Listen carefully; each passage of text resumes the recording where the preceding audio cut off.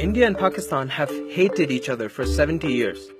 Here's why. The British ran India for more than 2 centuries, and it would be a bit of an understatement to say that Indians weren't happy about it. All the country's rage was directed at the British. To put a stop to that, India's colonizers had an idea: divide and rule. What does that mean? Pit Muslims against Hindus, against Sikhs, against Christians. To put minorities in positions of power over majorities. The idea was, if they're fighting each other, they're not fighting us. Ingenious, right? This isn't to say that Indians didn't fight over religion before the British came, but it was the first time that this was a result of policy.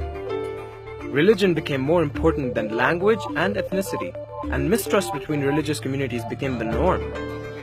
It trickled up to Indian politicians like the Muslim League's Muhammad Ali Jinnah, who talked about having a separate Muslim state if the British were to ever leave.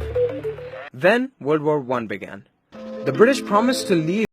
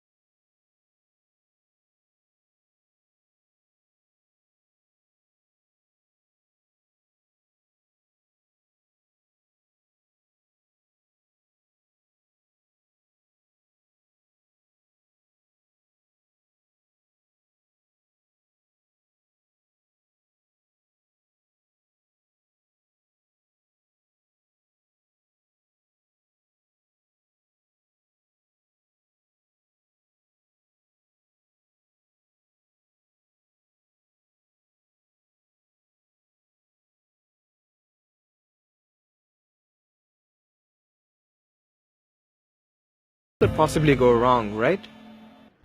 On August 14, Pakistan gained independence. India gained independence the next day.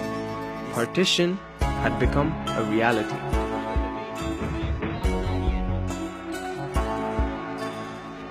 If you think the story has a happy ending, you haven't been paying attention.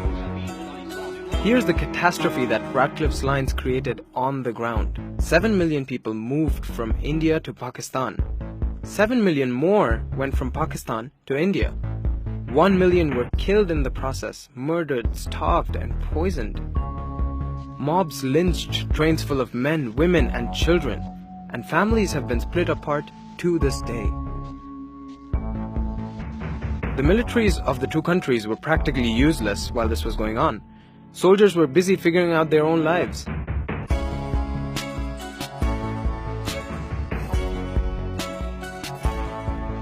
The dust from August 1947 has yet to settle. Since then, India and Pakistan have fought 3 wars over Kashmir and 1 over East Pakistan, which eventually became Bangladesh. Both countries still fight over disputed borders and water, and both are nuclear powers. Even cricket matches between them are politically charged.